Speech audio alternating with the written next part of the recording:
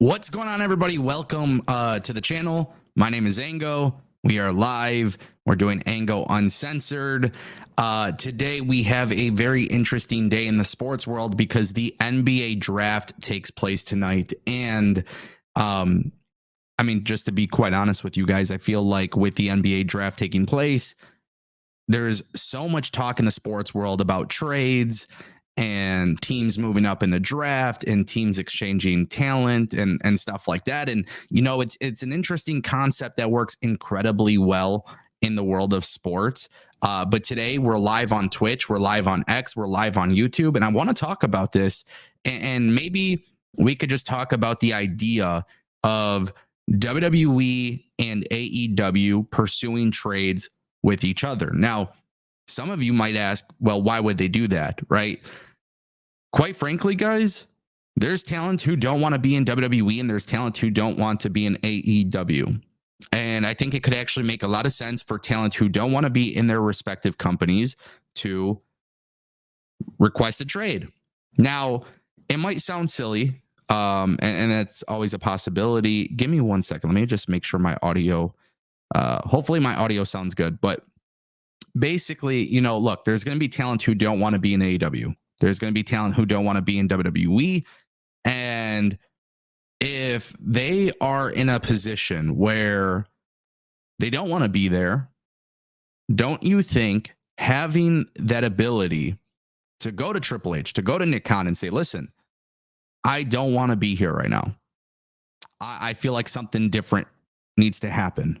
And instead of waiting out your contract and instead of WWE paying a shit ton of money for a talent who doesn't want to be there, having that communication or a system in place where they can communicate to AEW and say, listen, we have a talent who wants to work for you guys. And we would be open to exchanging contracts or exchanging, the talent to make this happen. Now, obviously, it is very easy to do this in a sports league where there's 30 teams or 32 teams or whatever. Like in the NBA, it is incredibly easy to facilitate a trade. If somebody says, listen, I don't want to be here, I want to go to the Phoenix Suns, they can call the Phoenix Suns. They have an open line of communication to the Phoenix Suns. And there's contractual things that you need to understand that are at play to facilitate those trades. But why can't something like that happen in the world of pro wrestling? Now, this isn't always a popular opinion, and this does require collaboration between the two companies. But I think it could be a really good thing for the world of professional wrestling. Obviously, you're going to have to restructure contracts. You have to understand that there are budgetary issues between the two companies. But I think it's actually not as complicated as I make it sound, because I never thought we would see a trade between the UFC and another organization.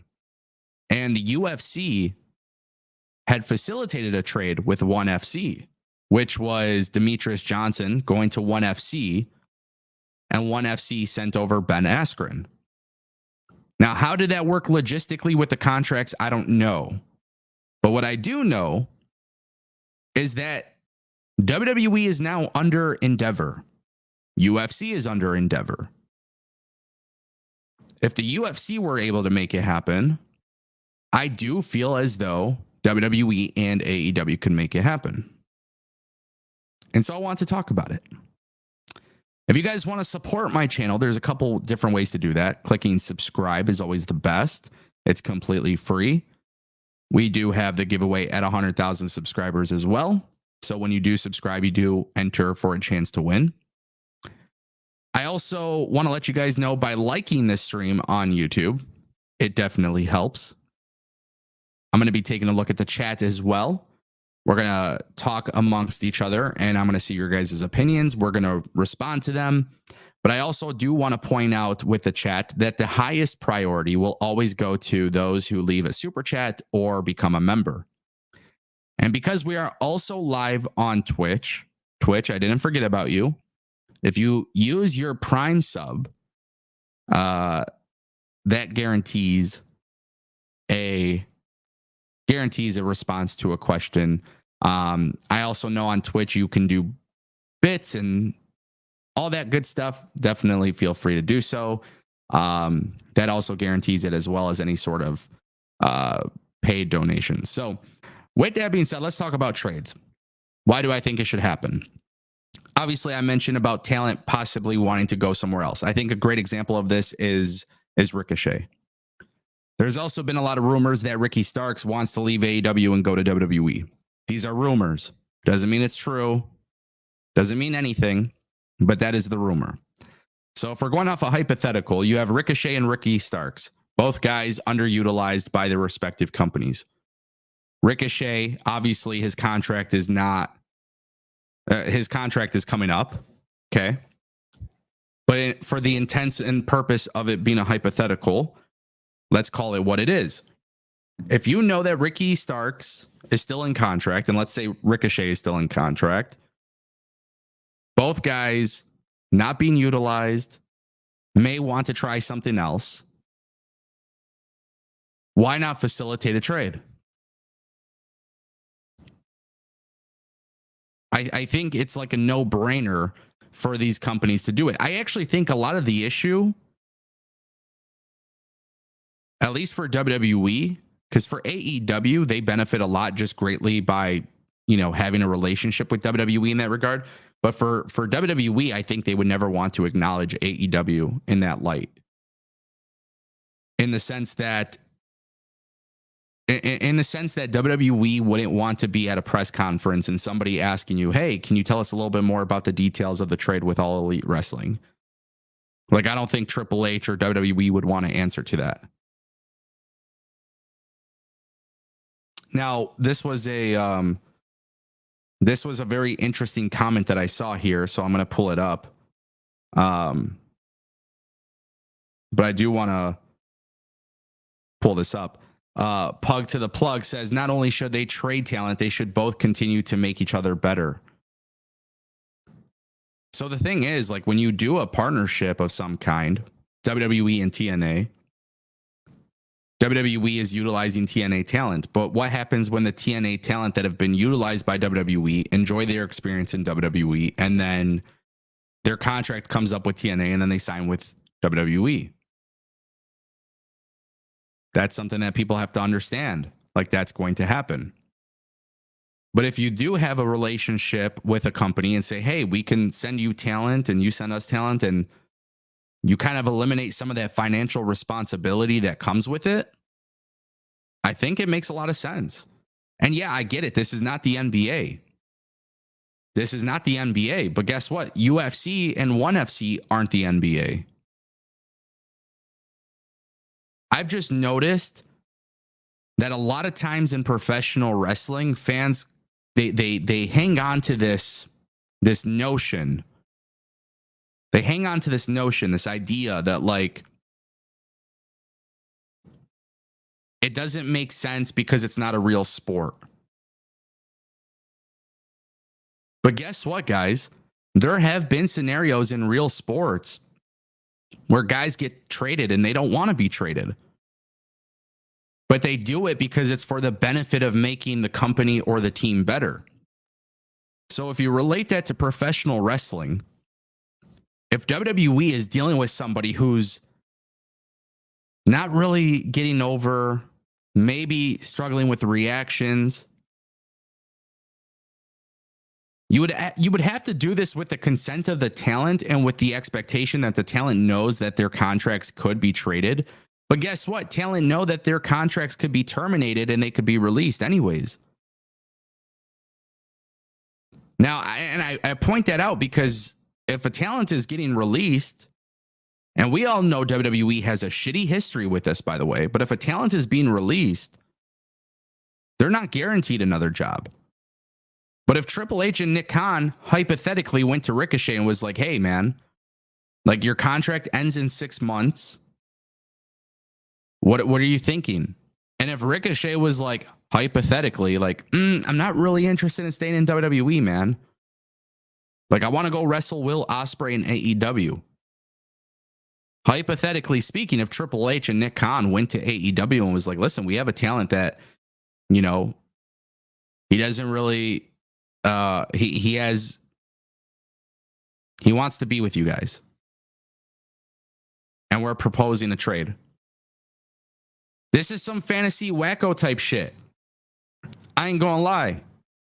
But I think WWE and AEW trading talent could be a really cool thing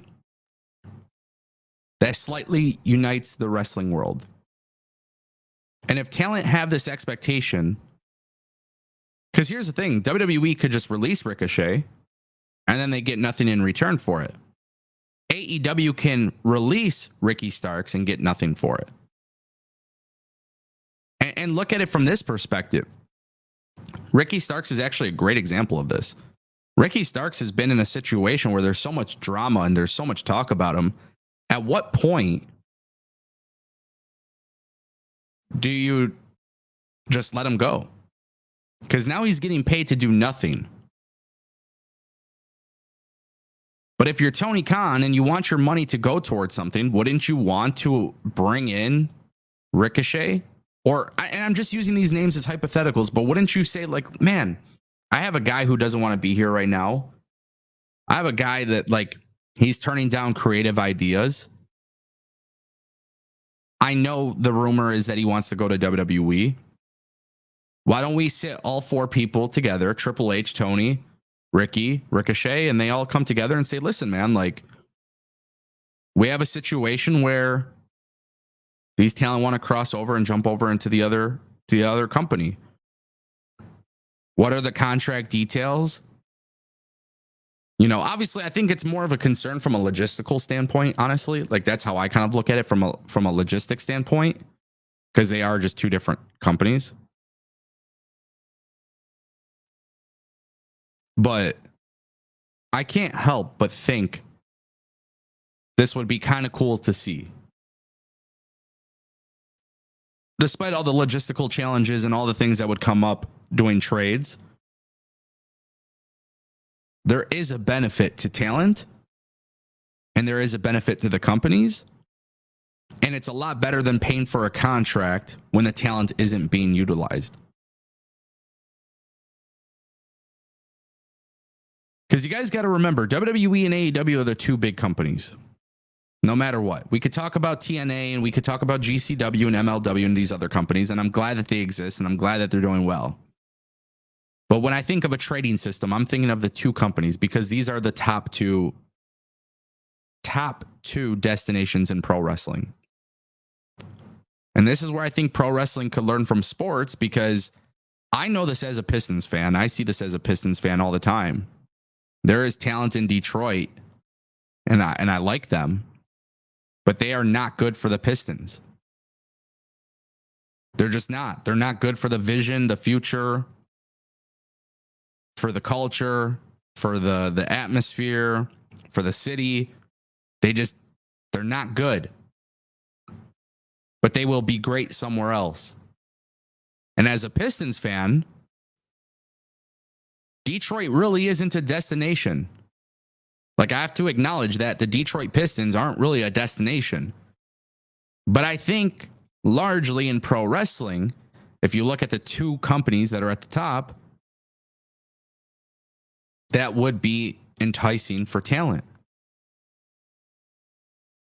And so I look at that as a possible option. I look at that as a possible venture where both companies could benefit. And let's talk a little bit about the benefit for the talent.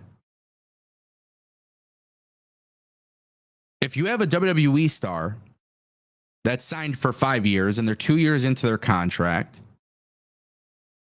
and they're injury prone, the WWE schedule's a little too much, and WWE just will not change their mind on it. They want to work less. That's something that AEW could provide to them. If I'm that talent, and let's say, you know, within year two, like the money isn't a big deal or whatever, Tony Khan could absorb that contract. Tony Khan could offer two talents for that contract.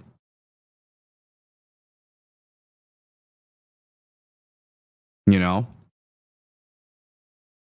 I did want to pull up another comment. Okay, I think this is a great comment. How would ensuring talent work in a trade system? It's more than pay. It is. And that's why I said there is a lot of logistics that need to be figured out. It's not apples to apples, obviously. Like in pro sports, it is. If you're watching the NBA or the NFL or whatever, like I said, this is a lot more complicated because of the logistical things. Like WWE and AEW aren't in the same league. Whereas like the Pistons and the Lakers and the Celtics, they're all under the NBA. And then there is like a players union and stuff like that. There's definitely a lot into it. But on one hand, I can acknowledge that it would be really cool for these companies to have an open line of communication and saying, listen, we're going to trade. We're going to make a trade. We're going to make an offer. But then I could also acknowledge that it's not easy. Like if you're a talent and you got traded and you don't want to be traded,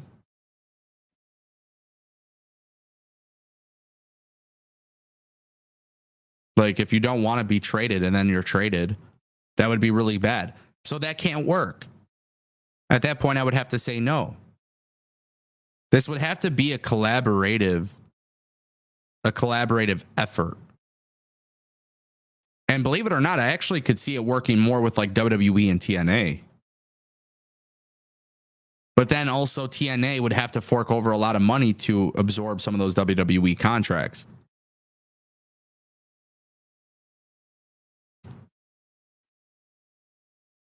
That's the big thing here.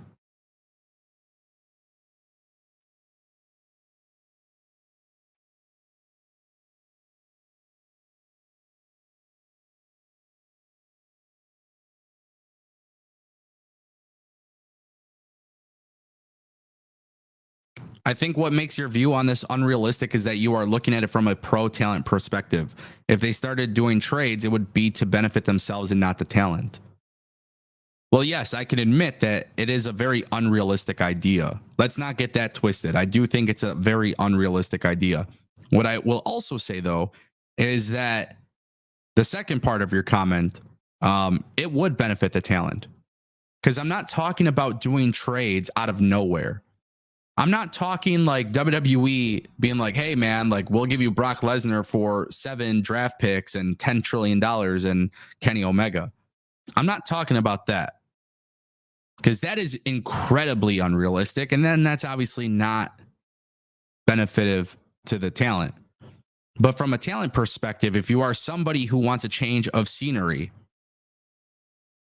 and you're not being utilized, and there are no creative plans for you, and you're stuck in a contract for 4 more years, and then there's a talent in AEW who's in the same situation, it would be far more beneficial for Triple H and Tony Khan to make a call to each other and say, listen, we're both in the same boat. They want a change of scenery. We have several years left on the contract. That would be a benefit to the talent because at that point, the talent don't have to wait 4 years.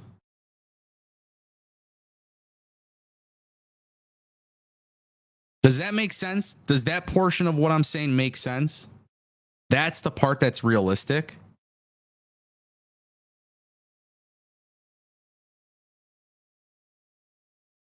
I think that's the beauty of WWE having relationships and open communications with other companies.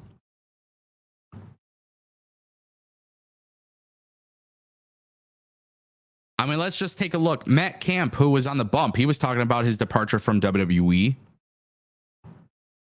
And, he seemed kind of frustrated about his release.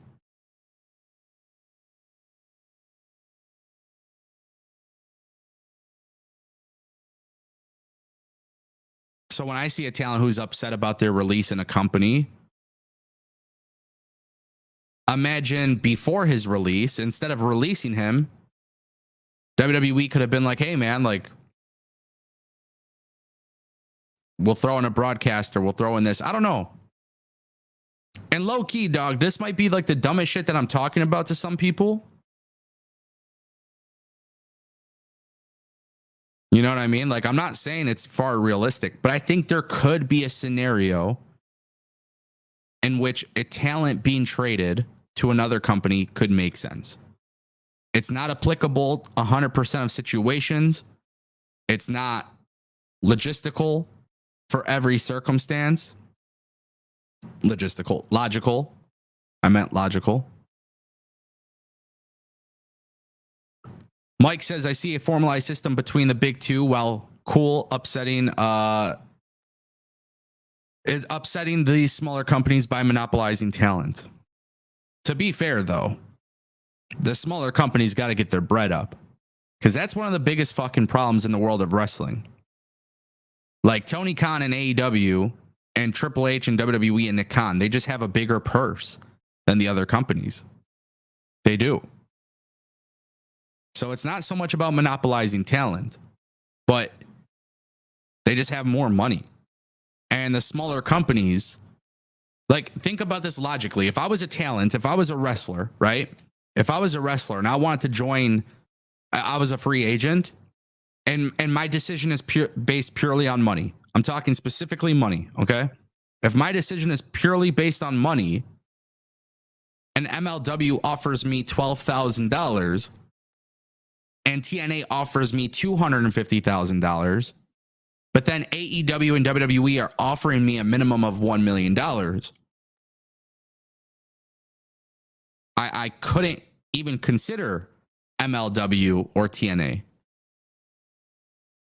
It just wouldn't be possible.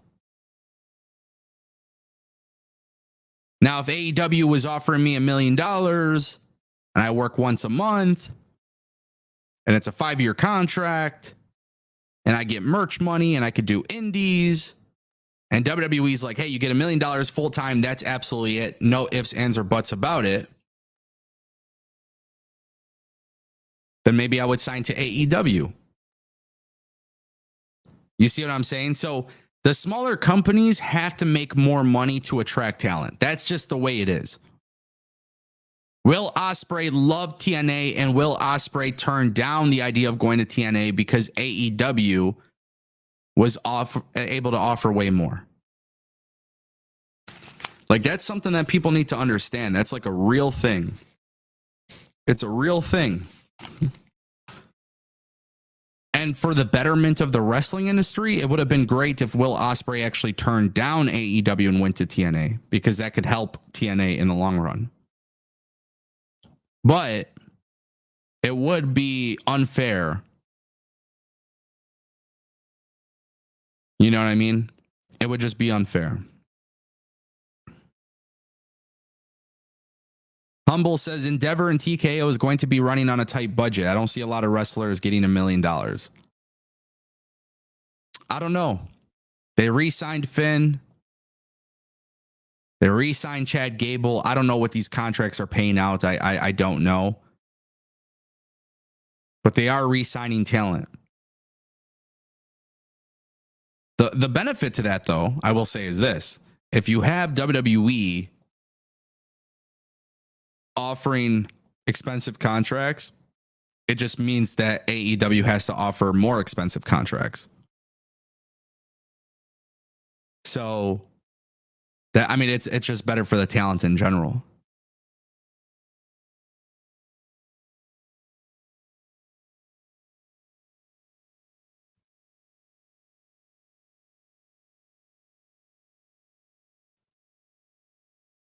I find this to be a really crazy scenario too, but like with free agency and stuff, like AEW and WWE can't sign everyone. And if you're not going to cross promote each other's businesses, like WWE is with TNA, right? I don't think we'll get to that point where WWE and AEW do that. I do see a circumstance where the trade also makes sense. Darth Bane says, I know Becky Lynch is taking time off, but did she ever re-sign with WWE? There's no word on that. There is absolutely no word on that. That's another crazy scenario, though.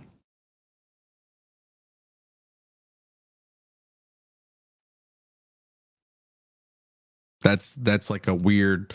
Nobody knows what's happening with Becky. But if you were WWE and you knew one of your top stars was going to be absolutely going and leaving the company and you get nothing in return for it, wouldn't you want to trade her to AEW to get something in return? You know, it would be a real serious collaborative effort for the companies to work together. And I think Becky Lynch is coming back to WWE. I don't see a scenario where she doesn't come back to WWE. But I do bring that up because you never know. It's like the NBA free agency. Would you really let your talent go?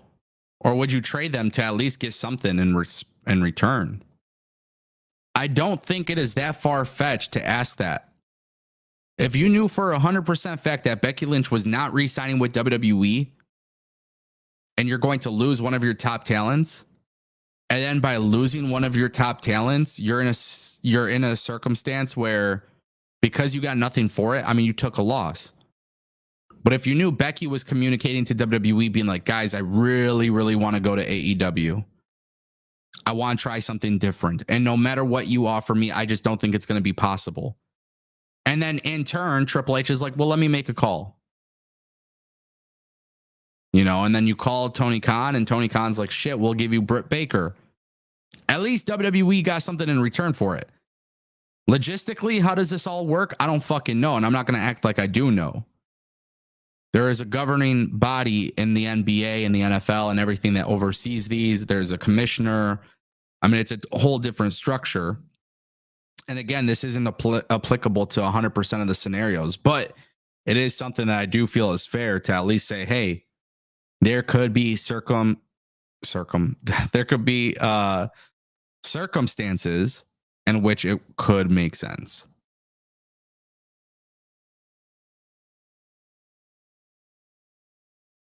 And so therefore, that's why I think it shouldn't be an idea that's just shut down completely. And ideally, you would want WWE and AEW to get better creatively. Because that's one of the big things that I don't think gets talked about enough. There have been a ton of times where I've watched AEW or WWE and certain people are just presented better in the opposite company. Like, that's one thing. Like, I feel like when I watch WWE and AEW and the handling of Jade Cargill, AEW did a really good job with Jade Cargill. WWE just did it better. And that's not a bad thing towards AEW because I thought they did good with her, right? And I think she deserves credit too for how good she was in AEW. So AEW did a good job with Jade. WWE did even better with Jade. Jade herself is really good. I think that kind of is nice to experience as a wrestling fan.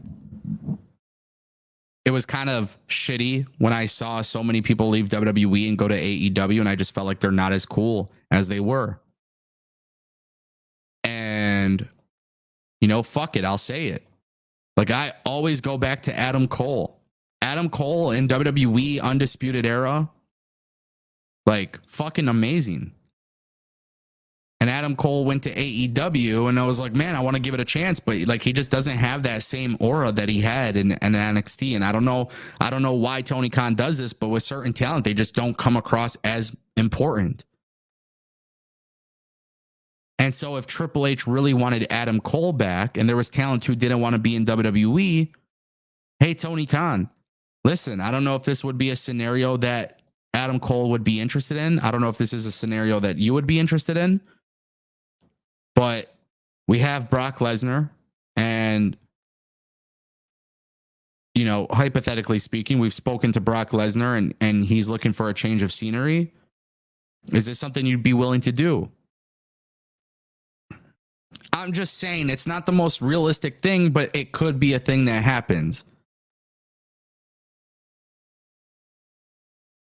It's kind of hard to say with Adam Cole because he's been injured a lot of times. Yeah. That is also true. But presentation, presentation wise, there's something about Adam Cole in AEW that just feels different for me than when I watched him in NXT. And I don't know if he would have that same aura that he had in NXT on the main roster today. So this is not a shot at AEW. I just don't feel like he's been that big of a deal in AEW. So yeah, I figured we'd talk a little bit about that. But what else you guys want to talk about today? We're live. Hit me with some topics. Drop your chats. Let's see the chat. We're just going to be spitballing and talking and hanging out and some interesting stuff. Humble also says, are some UFC fighters going after Endeavor TKO over low-paying contracts? Dude, honestly, this is a really hard thing for me to answer because I'm not too familiar with the situation. There was some sort of lawsuit, and then I don't know if it was based on concussions or anything, so I don't want to speak on this because I can't remember. But there was something about a lawsuit, and then there was a settlement. And I don't know exactly what that stems from when it comes to the UFC and Endeavor thing. But there was some sort of settlement. And then there was another headline the other day that the settlement or the court didn't approve of it or some shit. I don't know. So I found that to be really odd. Sei says, I could definitely see Natalya Neidhart going to AEW, especially with the Owen Hart tournament. Cool. But what do you do after the Owen Hart tournament? Because that's one of the big things. That's one of the big things I do get concerned with, honestly. Like, I feel like if you're gonna bring in Natalya to AEW, that's cool. What about Camille? What happened to Camille? Where is Camille? You know, that is something I'm like not really understanding. You bring in people. You know what I mean? You're bringing in people, and like at some point you got to do something with them, man. You got to. EJ and Duca and Camille have both reportedly been signed with AEW for like months now, and they have not been on TV. So bringing in Natalya for the Owen Hart tournament, cool. Nice little cheap fucking pop, but then it sucks when you're looking at it from a perspective of like, what's next? And by the way, if a fan has to completely just talk about this and say like, hey, what's next? If that's their thing, if like that's what they're constantly doing,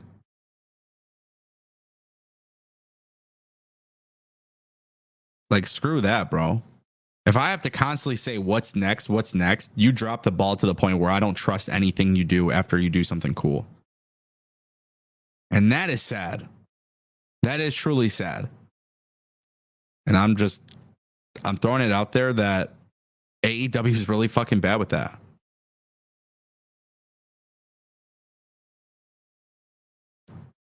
They are. Natalya going to AEW would be cool because there would be a lot of other matches and things that you can see. You know what I mean? But it doesn't change the fact that after the fact, what do you do? I did want to point this out because I thought this was also true. Where's Odyssey Jones and Tegan Knox? Right? Like Odyssey Jones got drafted last year in the draft, didn't get utilized. I don't know. Crazy. Crazy to me.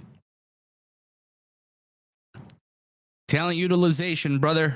It's the one thing in wrestling I don't understand. I don't get why companies are so fucking weird about certain things. And they're so quiet about things. Like, it's one thing if you don't have creative plans for somebody, but you know damn well, like, people aren't asking about this. They're not at media scrums asking about talent not being utilized. And nothing's worse than when you're a company doing a debut of some kind and then you're like not following up with that. Makes no sense. I don't know. How about an NXT versus TNA War Games match? Shout out to Darth Bane for the $1.99. You know, I'd be down for something like this, but Man, this is where I feel like booking is like crazy. You know what I'm saying, chat? You know what I'm saying? Doing a versus storyline, TNA versus WWE, positioning the companies at an imaginary war. I don't like that idea. I mean, from a fan perspective, yeah, just for the sake of having a match, sure. But I don't like the idea for either company doing that because I don't want these companies to be positioned against each other. Like, I kind of like how it's not a us versus them mentality. I like how it's like a, hey, we're working with TNA and somebody might show up. I like that. But the whole us versus them mentality is fucking crazy. And it's actually quite bullshit too. When you look at pro wrestling, like, if you're not with us, then fuck you. I hate that shit. People forgot, like, it's really prevalent in the world of social media, but this whole divisiveness of over fucking booking and wrestlers and this and that is crazy. And so I don't want WWE to lean into that when the IWC will just be fucking next level dumb. Like, wrestling fans think they are smarter than the wrestling companies. And so if WWE did a War Games match with TNA, you're like creating a divisiveness between these two companies when we should really be talking about how this partnership is positive for both companies. So no, I don't like that us versus them mentality. I think, like, for a good example is TNA has Slammiversary. There's an elimination match, 6-man elimination match. Moose, Josh Alexander, I think, are the two confirmed so far. So when I see that, like, bro, you know what I want to see? I want to see a WWE star in that match. Because again, the us versus them mentality when you do a War Games match, it's like, in terms of a match, it's fun. But then you're making people pick sides, and really, you kind of want everybody to think positively about you and TNA. And wrestling is no longer. We all know that they're like an invasion angle of some kind. We just know it's bullshit. It doesn't work. It really doesn't work. So, shout out to Darth Bane for the $1.99. Also, big shout out to Miles for gifting 1 Ango membership. Thank you so much. Appreciate that. Thank you. Darth says, I was looking at it for just the fun of it. Yeah, no, 100%. I get it. Like, the match itself is fun, bro. I get that. 100%. I get that. Like, I do think it's like a fun match, you know, especially if you put Moose and Josh Alexander in the system, or if you did the system versus the OC, or the system versus Judgment Day, or the Bloodline, like a top faction from both companies. Like, dude, I get it 100%. It would be fun. But I think with something like that, and that kind of match type, it's going to create a really big divisiveness, which actually wouldn't benefit TNA.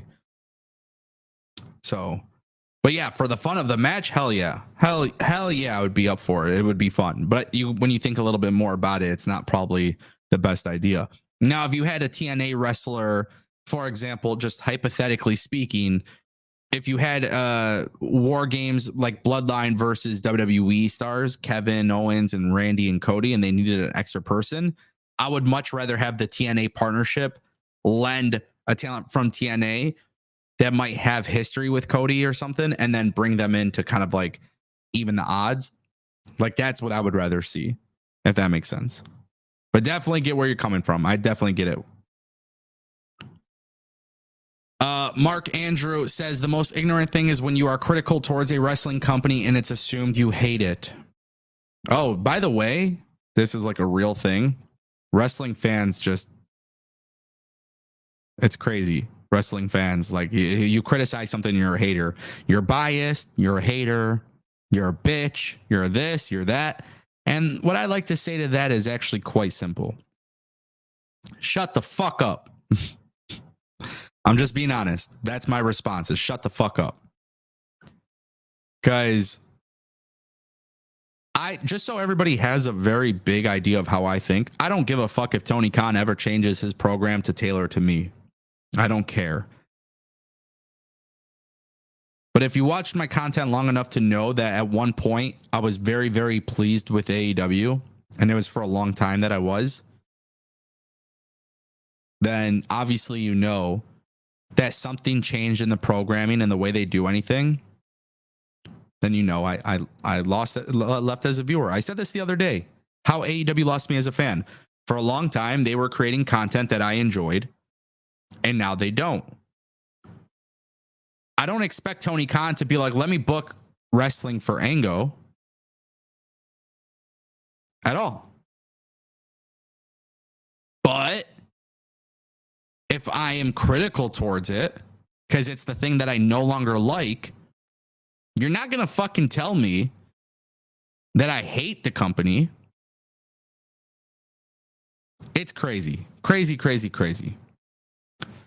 Zachary says, I see a potential of Julia helping open that door for working with AEW, given the fact that she kind of fits like a glove. I can even see Shayna Baszler and Marina Shafir doing a cross program over both shows. No, I don't ever expect to see a working relationship talent exchange. It's just never going to happen. Tony Khan and AEW fucking shot themselves in the foot the minute that they really, really tried to become the challenger brand. Like wrestling, never say never. Fuck that. Fuck that. Fuck that. You cannot be a challenger brand and take all these shots at WWE, and then WWE tags you back with these shots, and then all of a sudden you want to play nice to the point that you're going to do a talent exchange. Because it failed for Tony Khan. It failed for AEW. Just so you guys are aware, somebody put it out there. I can't remember where I saw it, but the AEW people didn't want an AEW. They wanted WWE to be better. But then what was crazy was AEW came out guns blazing and they were really good. And then WWE got really good. But at the same time, during that entire time, you have AEW fans and AEW talent running their fucking mouth on social media. And how is it going for them? It turned people away. When you insult me for the things that I like, why would I ever give a rat's ass about you?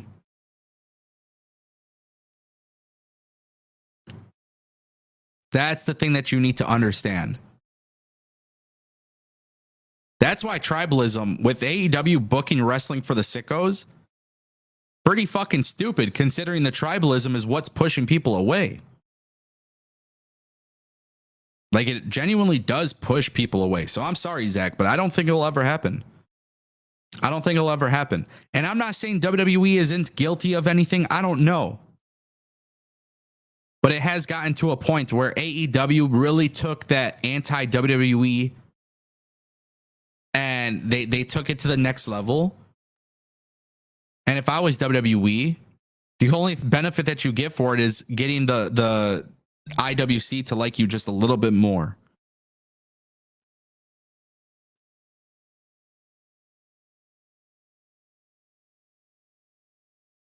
Do you ever see Goldust returning? Guys, sorry. Do you ever see Goldust returning to help Cody?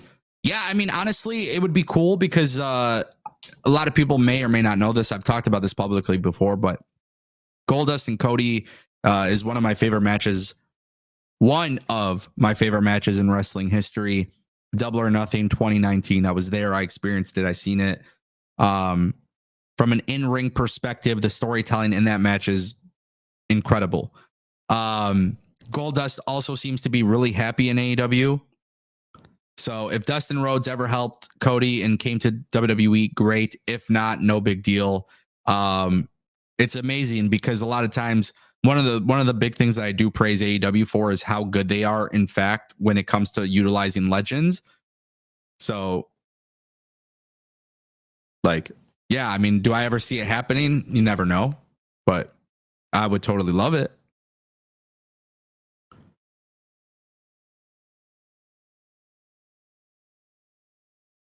Let's be honest, both sides were taking shots at each other. Did we forget about WWE calling them piss ants? Bro, it's a little fucking company. It's a little fucking barely, bro, that shit's nothing. Calling a company a piss ant company as a little joke at the Hall of Fame, it's a little nudge. Completely different than going on live national television and calling the company the Harvey Weinstein of professional wrestling. It is. And also, Tony Khan got exposed for being a very big fucking hypocrite for talking a lot of shit about the Vince McMahon situation, but then also hiring Ric Flair. Obviously, not the same situation. It's not apples to apples, but a lot of people look at Tony Khan and they're like, well, hey, you're saying this, you're doing this. You know, it is what it is.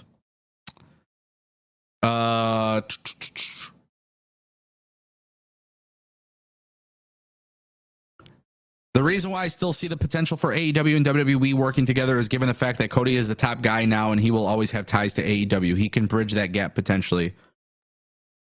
No, I definitely actually think this is crazy because Cody, we'll never know the fucking truth between Cody and AEW, but something happened. Something happened. Brandy and Cody both left.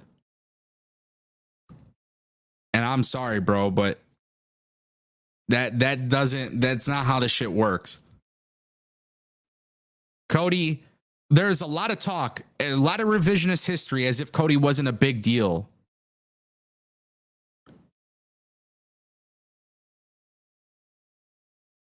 It's a very big deal in the sense of it was made to be a big deal when Cody and Brandy left. But I also want to point out with the Cody and Brandy situation, when they left AEW, there was something that fucking happened in that company. Something.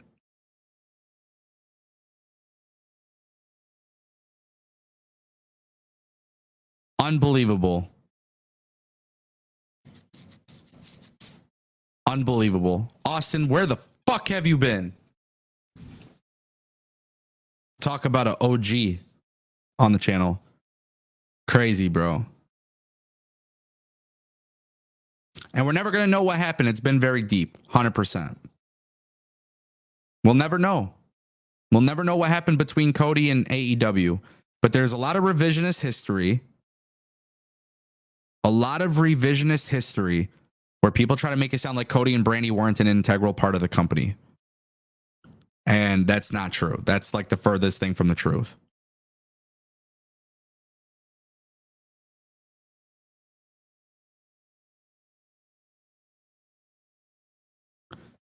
Mike says, I really want the Bucks to stay away from WWE. They seem overly tribal, click-like. I'm going to be honest with you, Mike. This might sound crazy, but I don't know if that's actually true. I think they've done a really good job with their characters that people buy into it. But from what I hear, and this is just my personal opinion, I like the Bucks. I really do. I think they're great performers. But I don't think the tribalism comes from them. Because even when it came down to showing the CM Punk footage, like they weren't really for it and they weren't really against it. You know what I mean? So just something to keep in mind.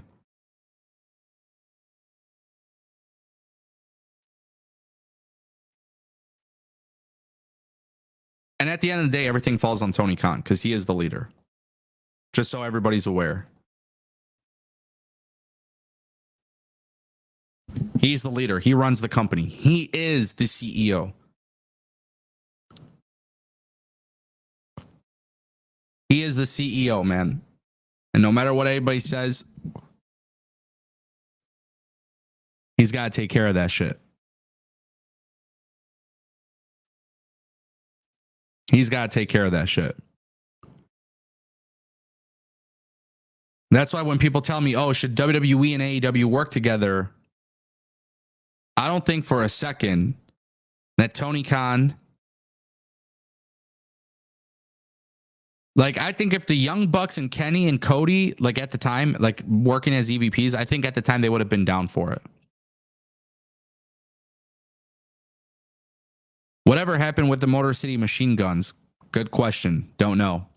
Just like EJ and Duca and Camille, we have no idea. So imagine that. We have literally got to a point where you hear of people signing and then the company doesn't do anything with them.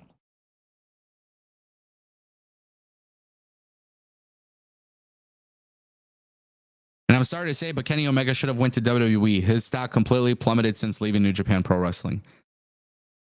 I don't know if I agree with this, honestly. I love Kenny Omega. He's one of my favorites of all time. I, of course, would love to see him in WWE and have a match with Roman. And right now he's going through his health issues, which are obviously more important. There's been a lot of positive talk about Kenny and maybe how he handled the situation with Punk. And you will never hear me slander Kenny and the Elite. I think wrestling fans get so worked out by their characters and stuff, but everything I've ever heard about these guys are great things. Kenny, if you ever watch him live on Twitch or whatever, like, he's actually a joy to watch. I don't think his stock plummeted, honestly. I don't. But there would be matches I would love to see with him in WWE, of course. You would be a fool to not think so. But again, I think the way Kenny and the Bucks are versus Tony Khan, like, I point my fingers at Tony Khan 100% of the time. 100% of the time. Because at the end of the day, the Bucks, they portray characters on TV. And with Tony Khan, you see his Twitter activity, and it's a little bit different. Miles drops a $2 super chat. Think Punk honestly wanted out of AEW? I think so. 100%. 100%. But that's the politics of it all, right? That's the politics that you saw in AEW. There was a lot of politics in AEW. Clearly, there was an issue between the Elite and Colt Cabana and Punk and Tony Khan. And like, you see these backstage videos of Punk in WWE, and it's just like a whole different version of him. You are your environment. Don't ever get that twisted, man. If you guys ever look at it from that perspective, like,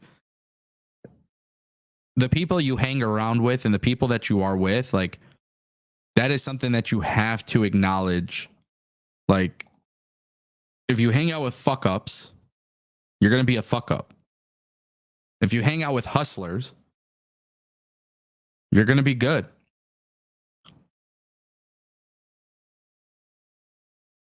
And look, Punk leaving AEW was great for Punk, and it was great for WWE, and it hurt AEW. It hurt AEW. But a lot of people did put they did put a lot of emphasis on Punk and the Elite, but I think a lot of it needed to really be on Tony Khan. So he probably wanted out of AEW. He probably saw Tony Khan as a weak leader, and therefore he was able to get out. I also think, too, with Punk wanting out of AEW, I don't think he really knew that he wanted to go to WWE. I don't believe that. There were some rumors about that. I don't think he wanted out of WWE. To go into WWE, I'm saying. But who knows? Miles also drops another $2 super chat, hoping MCMG actually end up in the E at this point.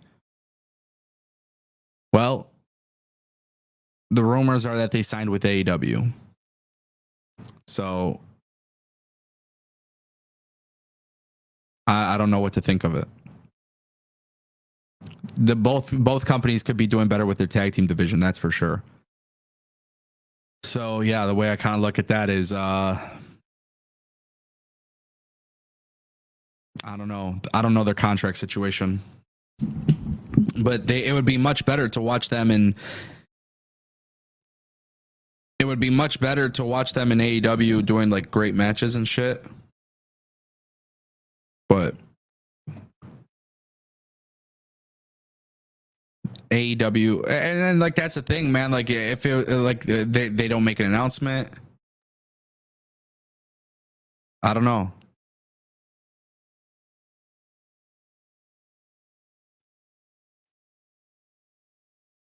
That's a lot of secrecy, bro.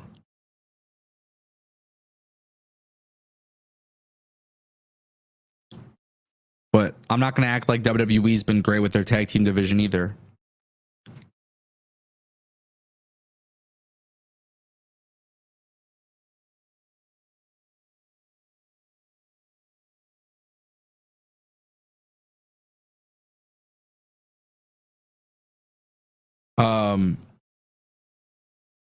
Thank you, Miles, for the super chats, by the way. Thank you. Don't forget, guys, we're just hanging out. We're talking.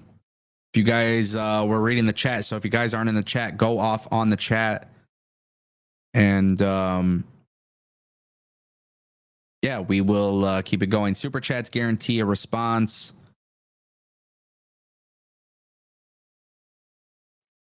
Let's see. Pull it up.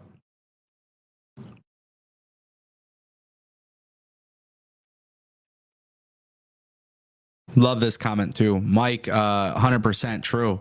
The Good Brothers never looked better. They deserve better.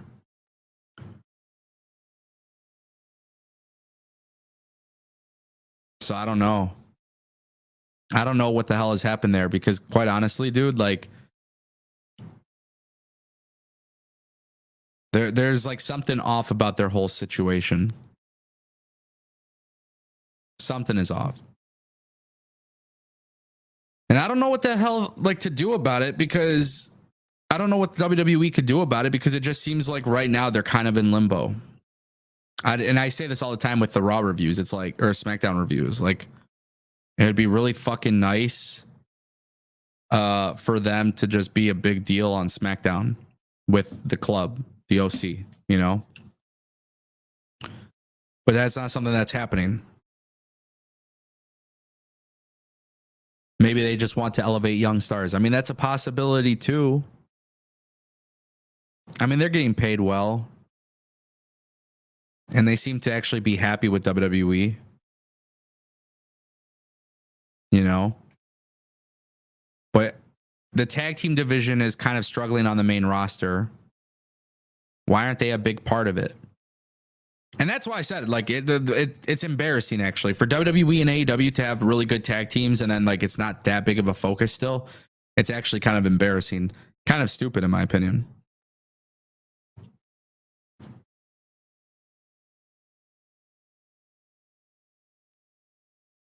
I know we have all talked about it before, but do you think Rikishi will get involved with the bloodline at some point?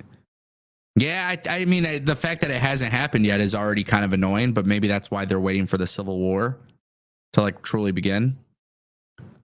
I don't know what to expect with the bloodline stuff. Obviously, we got the tragic news yesterday about Sika. So I don't know how WWE plans to go about it. I do know Sika at one point, you know, with the bloodline ceremony with Roman, at one point they did that years ago. So having Rikishi or, you know, some of the other OGs like get involved, maybe they do it, maybe they don't. I honestly don't know. Would be nice though.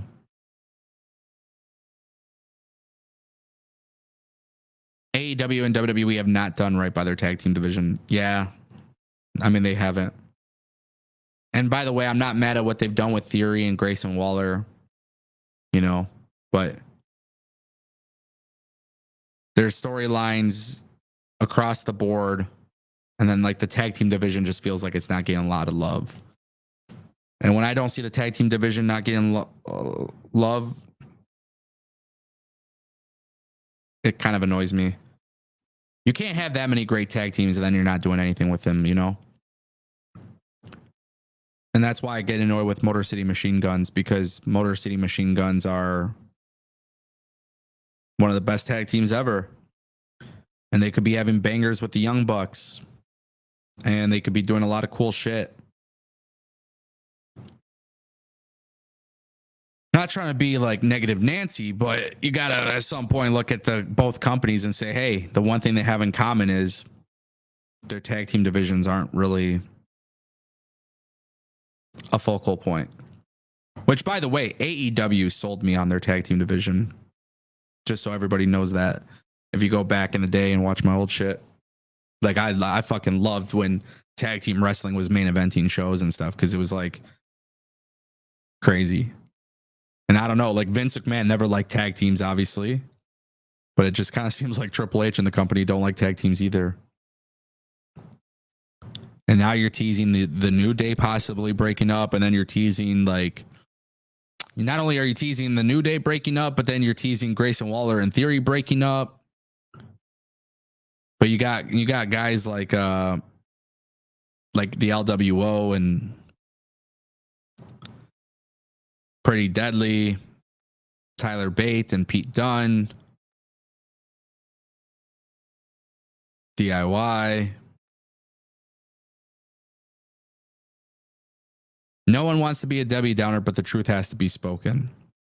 Yeah, I mean, I just think tag team wrestling is crazy. I mean, you got Street Profits. You got so many tag teams, bro, and you got so many great tag teams, so many great wrestlers. And then part of that too, man, is like, even if they're on TV, it just doesn't seem like a focal point, you know?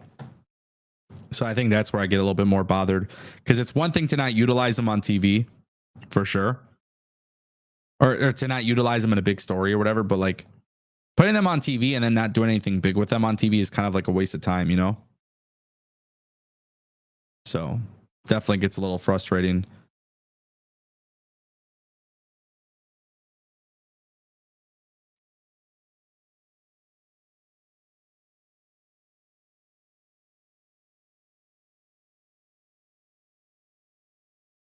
Yeah, so we were talking about this the other day on the Raw review, but Judgment Day holding the tag titles again is smart. 100%. It is smart, but it shouldn't be long. Like, it shouldn't be a thing that's happening for a long time. You got the Creeds and Chad Gable turning heel. There should be something there between both factions. But then, like, the way I look at it is like, okay, if the Judgment Day won the titles, cool. How are you going to build up the other tag teams? That's the thing. Like, nobody talks about that. You need to build up challengers by giving people like legitimate matches and stuff. You know what I mean? So if you're not doing this thing where like you're building up talent in the meantime, it doesn't make sense. You have new sexy ass tag title belts. You know, you should be doing tag team matches every week, building up tag teams through a collection of wins.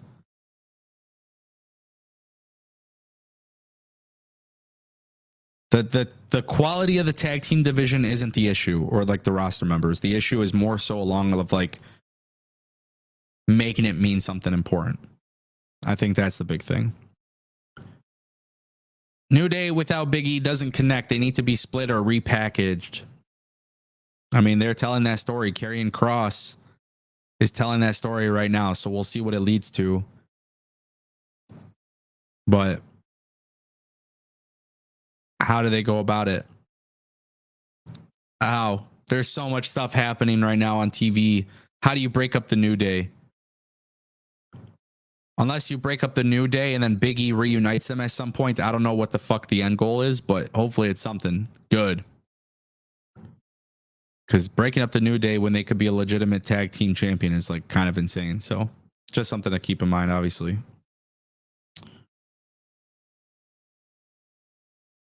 Do I think Scott D'Amore would be a help to Tony Khan? Yes. Tony Khan's issue is more of like a structural, foundational issue. I think it's more of a belief system. I think Tony Khan's fundamental beliefs with pro wrestling and what it should be is kind of weak. But he books wrestling for the sickos, and that's fine. Like, I'm not a fucking sicko, I guess. So obviously, if that's who he books wrestling for, and I'm not a sicko, then clearly it's not tailored to me, and that's completely fine. But when you look at like the attendance being low or whatever it may be, the overall interest is low. They're losing the perception war. They're losing the perception war. And I've been saying this for years. Forget about anything else. Just think of public perception. AEW is losing the perception war. You can factor in a million things about AEW. You could factor in like literally the whole thing with Twitter and social media and whatever. But like if you watch an AEW product, it just seems like that's what it's designed for. It's designed for the sickos. And that's completely fine. But when you watch WWE, the perception is this is the big leagues. And if they're okay with not having that big league perception, that's completely fine. But just like anything else in this world, everything's a perception-based thing. Perception has literally changed reality for people, you know? And that's across the music industry, sports, politics, everything. Sometimes it's not even about being factually right. It's just about the perception of things. And we live in a world where nobody fucking ever does their own research and shit. That's why people blindly will talk shit about AEW. They'll be like, AEW sucks. Oh, look, they have low attendance. And it's not fair to AEW because these people who are talking like this don't even watch the product. You know? But it's we live in a world where everything's based on perception, and perception becomes reality. And when WWE has all these celebrities, and WWE has the pyro and the bright lights and this and that, and you know, Endeavor this and 44 consecutive sellouts and blah blah blah blah blah blah blah blah blah, they've really understood good PR. Like why it matters to have good PR. And WWE is hot. Obviously, as a product, we know it's hot. We know they're making money, but the reality is that WWE is benefiting from people buying into that perception.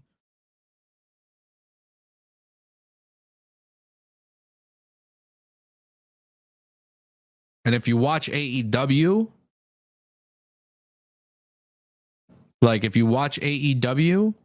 it's probably frustrating to see so many people blindly talk shit about the product. Because that does happen. It does happen where people blindly hate on a product, and it's not fair, obviously, but they do it. And that makes the perception even worse. But again, when you're booking for the sickos and you're booking for the bots, but I don't know. Fucking everybody knows I've been saying this shit since 2019. Be very careful how you book for the hardcore audience. Like the hardcore audience. Be careful booking for them. Because there comes a time when they're disingenuine bullshit, it hurts. Miles dropping a $2 super chat. Your thoughts on what Cornette said about Wyatt 6?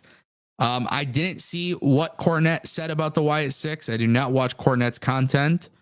I don't know what he said, so I can't give you my thoughts on what he did say about the Wyatt 6.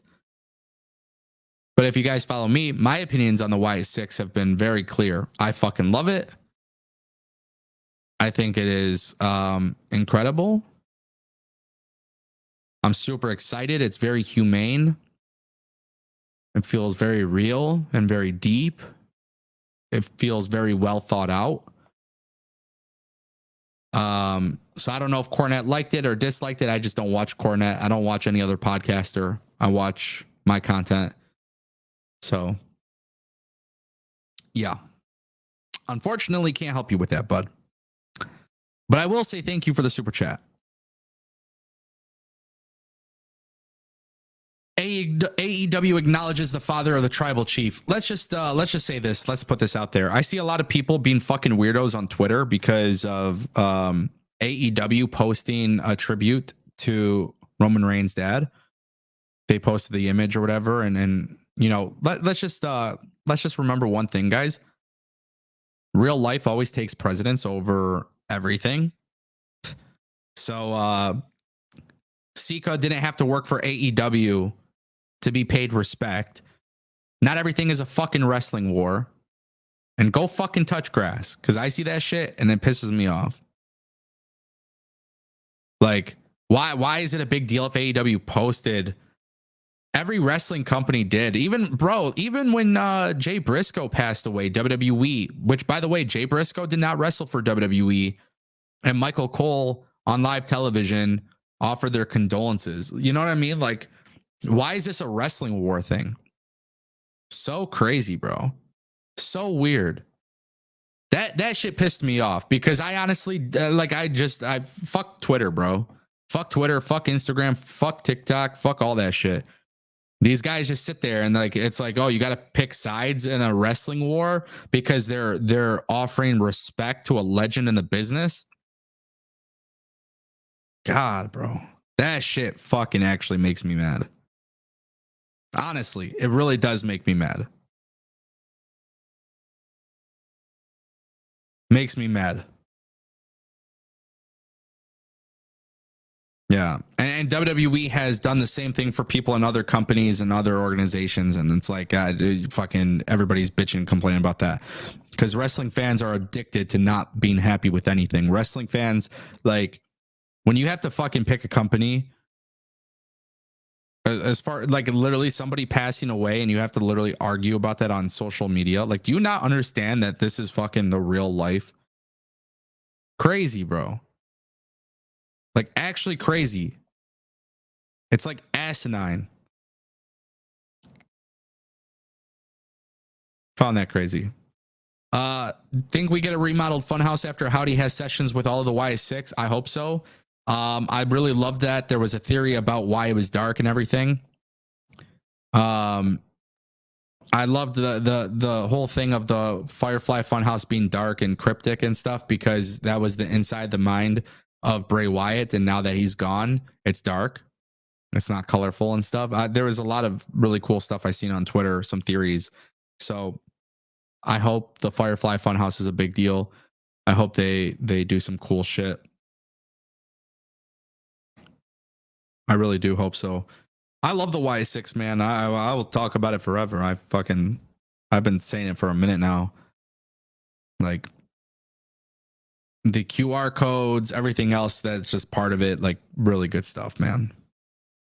Really good.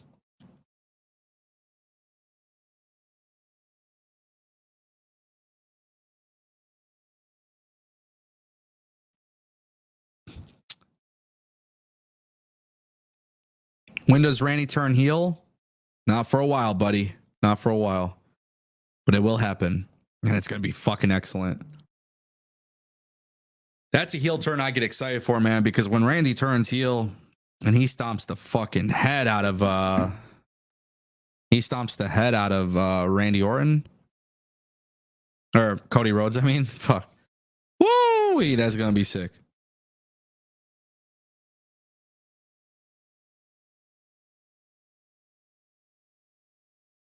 Yeah. When does the bloodline turn face? I don't know.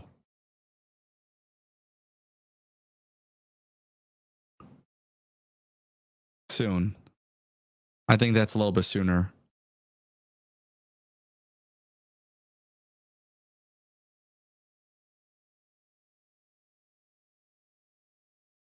Shout out to Miranda for coming through. If, and I mean a big ol' if WWE and AEW come together like butt cheeks and work together, they must and need to do a War Game Survivor Series, and I want them to do it in a... No. Sorry. It's all love over here, but no. I explained this earlier in the stream. Us versus them mentality is a very bad thing, and it's very shitty, and Tony Khan really leans into the tribalism hardcore, and I can't support that idea. I can't. The example that I used was WWE versus TNA. It would be better if TNA had like a babyface join the babyfaces of WWE. The invasion stuff just doesn't work for me anymore. I think for a long time I was really open to the idea of invasion angles being cool and shit, but nah. There's too much divisiveness in pro wrestling where the tribalism in a match would be insane. And the fucking annoying part would be sitting on Twitter or YouTube complaining about one company going over the other. So, unfortunately, I would have to say no. But I appreciate the comment. All right, right, ladies and gentlemen, we are live on YouTube, X, and Twitch. And now basically what is going to happen is this. There's going to be a little bit of a change. I am going to go on my lunch break, and then I will be back live on Twitch playing video games because I kind of want to start doing that now. And we have a stream set up for that. So if you guys aren't following me on Twitch at twitch.tv/Ango TV, pull up. I'm going to play some video games. And I will be live on Twitch in just a little bit. I'm going to be taking a lunch break. I'll be live on Twitch. We'll be hanging out. And yeah, appreciate you guys all coming through. If you guys want to watch me play video games, maybe even play video games with me, feel free to join me. I don't know if I should do it on Twitch or YouTube, but we're going to try Twitch, I guess. So anyways, yeah. Appreciate y'all. Thanks for the super chats. Thanks for the new subscribers. Thanks for the engagement. You guys were killing it in the chat all day. A lot of great things. Appreciate y'all. And we'll see you guys next time.